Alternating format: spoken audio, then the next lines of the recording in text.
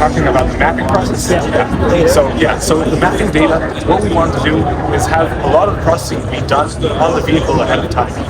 What this allows us is to send a much more compressed amount of data relative to sending the video itself back to us. Sending the video is a huge amount of data, and we want to get it much more compressed. So how we do this is all of our vehicles, they have most vehicles have a front-facing camera with an IQ chip on board, and this analyzes relative points that are needed for the map. So all these dots, this is what is being sent back to us. It's not the video itself, it's just the data that's relevant to the map. So basically, you can't just keep that data. Yeah, exactly. So the car is sending only the relevant data. This is done with AI noticing and analyzing what the vehicle is seeing, what are lane marks, where the edge of the road is, where the traffic lights are. All of this is being done on the vehicle. And afterwards, we get all of these dots that be aligned together for many different vehicles. So this alignment process is very critical to get a higher precision. So originally, you have precision with the GPS. This is a few meters. When you have many vehicles doing that now you can align them together and get precision around centimeters, which is very critical to have a high definition map for driving. So you use the older GPS system, or you have separate GPS system? So all the vehicles, they have, many of the vehicles, they have GPS systems on board, and they send what they see together with the location that they think they are.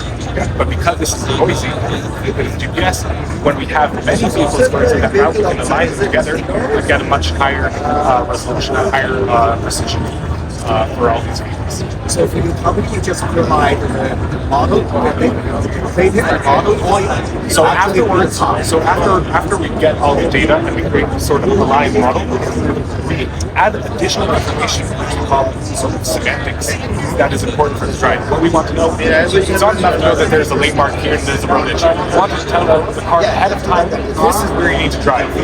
Okay? And this is what you will see here on the map. So take a look at it. So we're looking at the map. We're looking down from France into the city, into the specific street, and this is what the vehicle will localize itself relative to the map. And this is all the data that we have from the map on top of the vision. So you have the lanes, you have these red lines. Do you see them from the traffic light? You see them against the images. But there are connections between objects in the road, between the traffic light and the lane. So you know which traffic light is relevant to you. It's very critical because you don't want to just, if there's another traffic light that's not relevant and it's red, you don't want to stop, right? You need to know which is relevant for you. And this is sometimes very ambiguous. If we know this ahead of time, it's much easier for the vehicle to drive there.